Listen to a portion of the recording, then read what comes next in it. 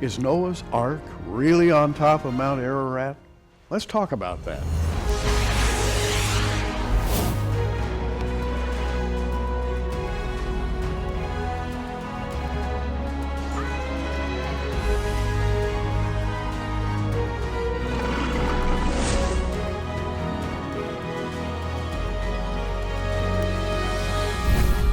And here to talk with us about the subject of Noah's Ark and several other associated subjects, we've got a couple of people who've actually been to the top of Mount Ararat, Dr. Bruce Hall and Dr. Aaron Judkins. Guys, it's going to be fun talking to you, I can tell already. Thank you for having us on. You're welcome. And from here on in, I'll just talk to Bruce and to Aaron, if that's okay with you. And you can call me Gary, and let's get into this huge story. Noah's Ark. I'm holding here a DVD called Finding Noah. And I've watched this DVD, and I got to tell you, I've munched a lot of popcorn. It was very exciting, very fulfilling, because I'm a believer. I'm a Christian. I believe that the Ark of Noah is as real as anything in the history of this world, and so do you. And Bruce, you're an architectural engineer, and you ascended to the top of Mount Ararat, and you've got this engineering brain, and you're thinking, boy, if I could ever see Noah's Ark, I would love to look at this thing to see how it was made, right? That's exactly right. Well, tell us about that, and tell us how you got involved in this expedition. Well, through Dr. Price, Randall Price, who teaches a professor at Liberty University, and through my archaeological endeavors and with Aaron, we put it all together in 2013. And just before I went up to the mountain, they asked me, if you walk inside the Ark, what would you be looking for? Mm-hmm. And my first thought was the connections. Is it connected with wooden pegs? You know, they have to be connected somehow, or is it some type of metal through metallurgy?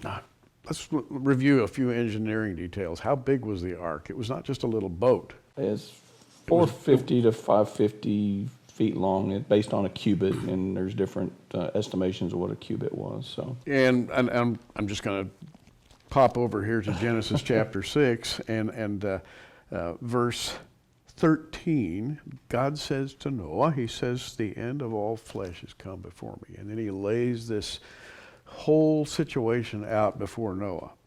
And in the 14th verse, he says, make thee an ark of gopher wood. Rooms shalt thou make in the ark, and shall pitch it within, without, with pitch.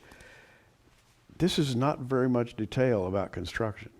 Somebody would love, like you, would love to just get a glimpse of this thing to see how it was built, right? Exactly. That's what forensic architecture does, is it looks to see what's it made of, how was it made, how did it hold itself together. And when we were drilling on top of the summit through 60 foot of ice, I was telling everyone the first thing we hit is probably not going to be wood, but some type of bituminous material, or resin, if you will. Or pitch, as it's in pitch the King James. Is what the King James says, and it says it was pitched inside and out. It's a waterproofing.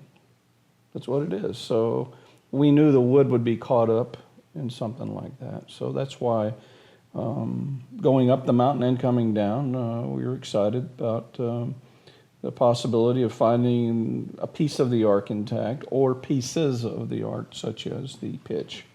So you're a forensic structural engineer, and you've worked on some important structures, including, by the way, he told me, a famous structure in Texas. Tell us about that. It was the re-roofing of the Alamo. The re-roofing of the Alamo. In San Antonio, Texas. And so. And I said to him, is it roofed with pitch? It's a type of pitch. A modern day pitch, if you will. Modern day pitch. You know, most people don't know that it's a barrel roof, and you have to keep the quote pitch from flowing down the side of the barrel. And so we had to take all that into consideration. Of course, it's a very historic structure, so it took some forethought with a preservation architect. We were able to get the job done. Now, Aaron Judkins, your area of expertise and study is quite different. Tell us about your background and how you got into this expedition. Yeah, I have a PhD in biblical archaeology. I've always been interested in history and archaeology. Mm-hmm. When I heard about the search for Noah's Ark, I was intrigued because this is a story we all grew up with. Yeah. And back in 2010, they invited me on previous expeditions to go up. I just couldn't at the time. Time constraints, financial constraints. But in 2013, I learned that this was going to be the last major push in the search for Noah's Ark. And I was determined I was going to go. I didn't know how, but I was determined I was going to go. And since then, this whole expedition in the search for the Ark has really been, personally for me, has been so rewarding, because this is something greater beyond ourself. This story goes worldwide to some 500 ubiquitous flood legends around the earth. So this is embedded in every culture around the world. It's an amazing story. And our job as archaeologists is to set out to find empirical evidence if there is indeed a structure on Greater Ararat in eastern Turkey. And that was part of my job. Now, Greater Ararat, there in eastern Turkey, there's a huge mountain, and beside it is a smaller mountain. The Ark is said to have landed upon the mountains of Ararat. Ararat is a volcano, or has been in the past. I guess it's still partly active. So you're climbing rocky volcanic mountain that is how high, Bruce? Well, Greater Ararat is around 17,000. And That's tall. Yeah. That's a huge mountain, and we think of Pikes Peak as a huge mountain, and this would be what, 3 or 4 more thousand feet. Yeah, the smaller mountain is the size of Pikes Peak. It's about 14,000, and it looks tiny compared to the bigger mountain, which we believe the Ark is resting. Let's spend just a couple of minutes to kind of setting this up, because getting to the top of that mountain is a physical feat. And you've both told me in great detail, by the way, we don't have enough time that would take the whole period that we have here to detail the climb, but let's just say it was tough. In fact, so tough that you wondered if you were going to make it. Oh, indeed. There's a point where every man comes to his breaking point on that mountain. 17,000 feet, and you prepare. Bruce and I both trained very hard for months before we went. Physical training, I had to hire a physical trainer, Bruce did, because I just don't do that stuff for fun. But it's something that I was so glad I was prepared for, because after about 4 days arriving in eastern Turkey, the summit of Ararat was socked in by weather and clouds. You just couldn't see the summit. On the 4th or 5th day, the clouds broke, the sun came out, and I saw the summit for the first time, and my heart sank, because I realized I'm fixing to have to climb this thing. It's huge. It's one of the largest land masses on Earth. It's some 400 square miles. It's capped with permanent glaciers on top. There's many glaciers. It's got the Ararat Gorge on the north side facing Armenia. That is deeper than the Grand Canyon, about twice as deep as the Grand Canyon on that side. In 1840, an earthquake happened in that region. It set the volcano off, and it blew out what we call the Ararat Gorge. So that didn't exist prior to 1840. But the reports were that there was a structure on that mountain that everyone saw intact after 1840. When that blew out, we think it ruptured the Ark in 3 or maybe 4 pieces. And that's one of the target searches that we were looking for. But you believe it's really there. In other words, both of you are convinced that this is the place, because there have been some competing locations, right? It is. All the evidence is pointing to Greater Ararat. Now, we understand that there's alternative locations. The one in Mount Judy or Mount Kudi in northern Iran, the Darupanar site, which is some 30 miles away across the valley.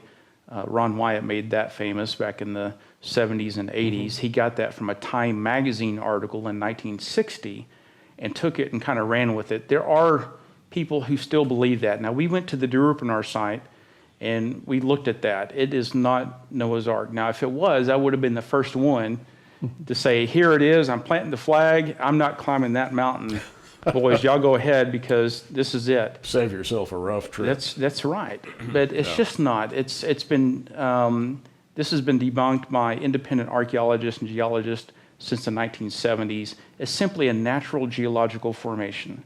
That's all it is. But we did go there. We understand the history.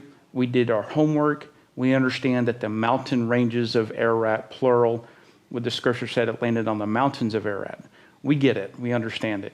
All the historical evidence from the time of the ancient accounts, Marco Polo and Jerome, all the way up to the 19th century, to the modern day searches and sightings, we understand that all the evidence, including the satellite data, is pointing to Greater Ararat.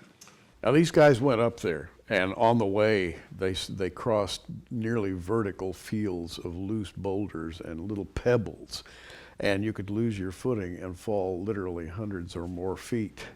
And they would hear in the distance the rumblings of rock slides and rock falls, and you told me you were wondering if maybe one of those would come your way. So there's ample opportunity to be afraid. You're so motivated to get up there, and when you do, you begin the work. You're up there on top of a glacier, right? And by the way, in this DVD, you get to participate. Without the oxygen starvation parts, you get to participate in the climb. And believe me, I enjoyed this Finding Noah DVD. But let's talk about why you went there. What were you looking for? It's just a glacier. When you get to the top, you can't see an arc. What in the world are you looking for, Bruce? Well, there's been so many sightings over the years in the ice or just sticking out of the ice. So we're looking for wood. I mean, we're looking for something that is a remnant or some type of ruin of a great ship that came to be parked there. Tell everybody about the ice drill, because a good part of this DVD shows drilling through the ice with a very specialized boring machine. Right. And how many feet deep did you go in the ice? On an average, about 60 feet deep. And let me just say, Aaron won't come out and say this, so I'll say it for him. He's the one who orchestrated this whole climb. The drill team had to have special equipment. He had to work with a guy named Cowboy to get it so it'll work at 17,000 feet. Not every engine works at that. Wow. So you have to think ahead and make sure, so he worked with him. He worked with the movie team, their first time over there, making sure everybody had their permits. So he really was the quarterback, if you will, to our expedition. And I give him a lot of credit because you're dealing with a lot of guys with a lot of moxie, a lot of personality. Yeah, individualists. And so just to get up the mountain with all the right gear so we could drill was, to me, a phenomenal feat. Then we get up there and we ended up drilling about 40 holes, looking for what, as the movie describes, some rectilinear shapes that showed up on some satellite photos. So you had ground penetrating radar. I think everybody knows what that is in this day, this technological age. It's used to search. Usually you'd go to an old graveyard and look for a lost grave or something like that, and you see people pulling this thing across the terrain. Exactly. And it's looking down through, and so you use something like that. Yeah, instead of 6 feet, like in a graveyard, you're looking at 60 feet of ice, not even counting part of the mountain, that it may be sitting in a crevasse there. So it's very difficult, extreme conditions, hard to breathe. We're getting hypoxia. It's like the worst environment you can imagine, and you're trying to pull off something that's difficult to do anyway, and that's GPR, because it doesn't give you perfect data, and you have to look through it, and that's what Dr. Bryant did. Yeah. His expertise, he's a PhD in geophysical. Okay, now in any manner you choose, tell the story of the drilling and the results of the drilling, because in a way you found something, in another way you were very frustrated. That's a good way to put it. Again, Aaron leading us in all the drilling and all the GPR, putting it all together. He would say, drill in this area, drill in that area, and together is about 40 drills we made. Now, granted, it takes us about an hour and a half to 2 hours to drill one 60-foot core. Then at the time, I set up a makeshift laboratory on top in our mess tent, where we essentially did ASTM, that's American Society of Testing and Materials. The rudimentary part of the test is to heat it up and see if something is, a material is going to flow, meaning change shape. It's going to melt to some degree, because the ice will melt off, the rocks won't melt, but if anything in between will change shape.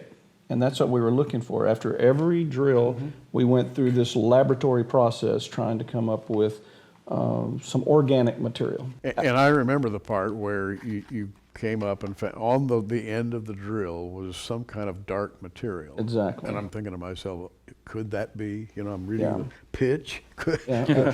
could that be what's in the Bible? And remember, it's volcanic, Yeah. and it's the basalt can come up as a dark material. So we were having to, delineate between what is maybe a pitch, either a black type of pitch like coal tar pitch or an asphalt, or is it like a tree sap, a tree resin?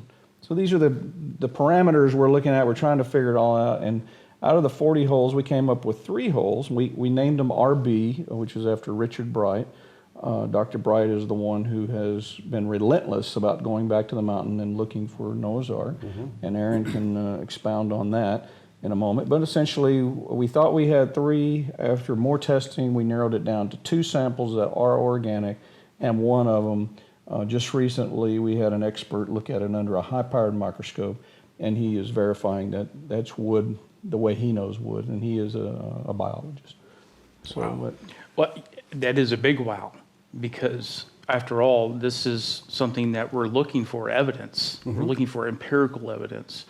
And when Bruce pulled up those samples, thank God for Bruce, because Bruce gave me a lot of credit a while ago. It really takes a team. There was people like Cowboy and others, Dr. Bryant, that was responsible for the GPR data. He would read that. We all have to triple up on a duty up there because everybody plays a vital, critical role. But Bruce found those samples. I may have overlooked them. But Bruce knew what he was looking for. And so when he's looking at these samples, you don't know what it is. But when Bruce got the samples back to the States and he's looking at it through the microscope, I mean, it is looking like this is evidence of wood fiber and maybe some very exciting. Some sap. So what color was it through the microscope? Well, I like to describe it, if you've seen the movie Jurassic Park, and if you saw the end of the cane with the mosquito in it, it was covered with that tree sap. Do you remember that ball? Anyway, it's an amber color. And it's just like what was shown in the movie, through the microscope we used in the movie. But we took it further than what is shown in the movie, and now that we have some better data on, as Dr. Bryant says, he's a PhD geologist, he says anything organic at that level on the mountain is very exciting. So we've seen the wood fibers. Again, we're now in the deeper stages of testing when we can't reveal the results of that, but we do believe we have pulled off at least 16,700 feet level a piece of wood off the mountain of Ararat. Aaron, you've put together a little, you call it a journal, the Quest for Noah's Ark Expedition Journal. And your recollections, beautiful, beautiful photography, glossy paper. I think you said 100-pound glossy paper. This is, this is kind of like a family photo album here. This has really got some great pictures in it. Well, thank you. Of the expedition. What drove you to pull all this together? How many men originally signed up to go, and how many got to the top of the mountain? We had probably 20 originally on the dig crew, and then we had the film crew, which is probably another 20 people. We had people in and out, coming and going. Probably only 40% of either team made it up to the summit of Ararat. Now, some people made it in different stages at some of the higher camps, but not everyone summited. We anticipated that. We have to have a plan B, if you will, in case somebody doesn't make it to the top. So we anticipated those problems. Logistically, it's a huge expedition to put together. But we got to the top, and we had some, 40 cases of our equipment, and then scientific equipment that had to get to the top. And all that drilling equipment. And all the drilling equipment, the GPR, all that has to be carried to the generators the fuel. All that has to be taken to the top. So we couldn't have done it, by ourselves. The local Kurds and the guides helped us get all that to the top. It was. You were propelled to do this thing. What was propelling you? What was providing the motivation? When I think about climbing up 3,000-4,000 feet of loose rock, forget that. Right. Well, as I said earlier, there was a point you'll see in the film, and to describe it is one thing, but when you watch the film, you'll see how arduous this was. There was a point where I just nearly gave up. You'll see me slowing down. I'm in the big red jacket, and I'm just, I actually stopped because I was so nauseated. The altitude, we was probably at around 15,500 or 16,000 feet, but for the first time, the altitude hit. And I just thought, I don't know if I can do this. I really don't know. And I considered just quitting. And I turned around, it was about 6 in the morning. We started at about, about 3 in the morning climbing. You have headlamps and you just put one foot in front of the other and you go. About 6 in the morning, I turned around, the guys, Bill and Will Hughes, we were the advanced team going up, and they said, Aaron, turn around. I turned around, and on the valley floor was the shadow of Mount Ararat. Wow. And as the sun was rising up in the east, it casted this beautiful shadow on the valley floor. It was miles wide, and you'll see it in the film. I've got it in the journal, a picture of it. I turned around and I saw that, and I looked down and I thought, wow, look at that shadow. Look at where you're at. You're on Mount Ararat. You have just a little ways to go. And the guys were encouraging me, Aaron, you're almost there. You're almost there. Those guys could have outclimbed me. They could have outpaced me easily, but they didn't. They said, we're going to go with you, and we're all going to make it to the top. There was a point where I realized I had to reach down deeper than I ever have in my life. And I just prayed. I said, Lord, I can't do this by myself. I have to have help. And those men said, we're with you. We're all going to make it. And there was a lesson I learned in that. Sometimes it's easy to give up. It's easy to give up on the mountains in your life. You don't want to climb it. It's easier to go the other way. Sure. And just to quit. The hard thing to do is to keep going. The hard thing to do is not give up. And I realized if I gave up, I'd have to go back home. I'd miss everything that Bruce and the guys were doing up on the summit. After all, I was here for a mission. I was here for a purpose. Yeah. That purpose wasn't for me. That was a purpose greater than myself or any one of us. And that was the search for this ark. And to me, the purpose is to reveal the truth of biblical history. Yes. A testimony of the living God for the whole world to see. Now, apparently, it's not quite time to reveal that yet. What's your thinking on that, Bruce? In God's time, it will be revealed. We're just trying to do our part and be diligent about searching. One of the byproducts that came out of this is the brotherhood that was formed. Maybe Aaron could share a little bit about that, because I usually get choked up if I share it. So I'm gonna let him share it. You all depend on each other. You have to have. I had to have Bruce watch my back. I was watching Bruce's back because it's that guy who may reach over and steady you or catch you or to help you when you can't do it. Like I was having difficulty at one point, and I realized I'm not going to give up. I'm going to press forward because there's a greater purpose behind this. And like Bruce said, we all developed a great, camaraderie on the mountain. You quickly realize that you have to depend on each other. You can't do it by yourself. That's okay. Sometimes you have to ask for help. Sometimes you need someone to reach out and help you and pull you up. And the great thing is you don't quit. But when you're on that mountain, you realize there are things that will make you and things that will break you. And you understand what those are. And it takes sometimes a brotherhood and a team effort to accomplish what we did on Finding Noah. And there's some funny things that came out of it, because I didn't learn until we were back down the mountain that people were betting that I wasn't going to make it up the mountain. They looked at me and said, "This guy ain't going to make it." It's a tough. This guy's a structures engineer. Exactly. He's not a mountain He's climber. not a mountain climber. He's not going to make it. So they were betting against me. I know for sure, but they were taking kind of odds on who was going to make it. You know, when I hear these guys talk, what I'm hearing is a testimony of faith in God, really. Without a deep and abiding faith in the Word of God, the presence of God, you probably wouldn't have tried this, right? No way.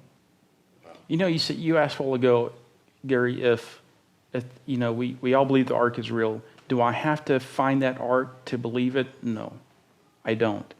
For some, they require evidence. And for those people, it may sway them, it may change them. Because after all, you know, it's not, you know, if we find it, it's when we find it. And I think when we find it, it will be a testimony frozen in time as a testimony to the world that, yes, this event actually occurred. This is a pre-flood artifact that still may exist in the book of Genesis.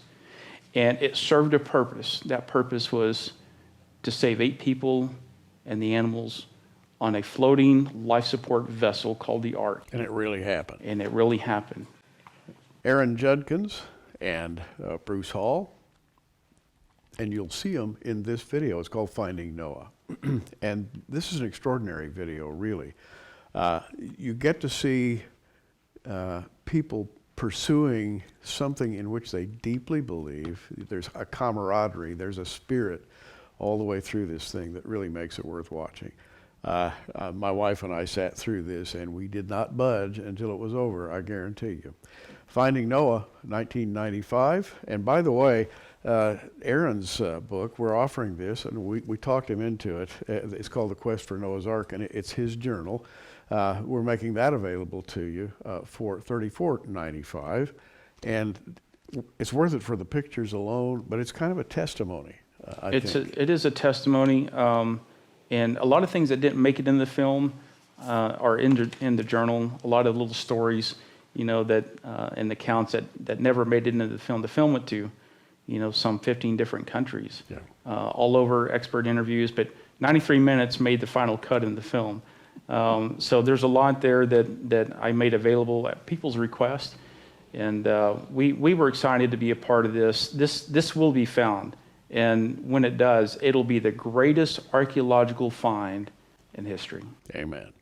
Also, by the way, when you order the book or the DVD, we always include a copy of our magazine, The Prophecy Watcher. You can subscribe to this for $19.95 annually, a lifetime subscription, $100. And by the way, we try to put in articles not only on Bible prophecy, but also covering archaeological stories as well. Guys, it's been great. Thank you for having us. Yes, thank you very much. We really appreciate it. May the Lord bless you both. And may the Lord bless you and yours. Keep watching, everybody. We do. Thanks for joining us on Prophecy Watchers. You can find us on the web at prophecywatchers.com, where you can sign up for our free email newsletter. In the meantime, keep watching, everybody, and we'll see you soon.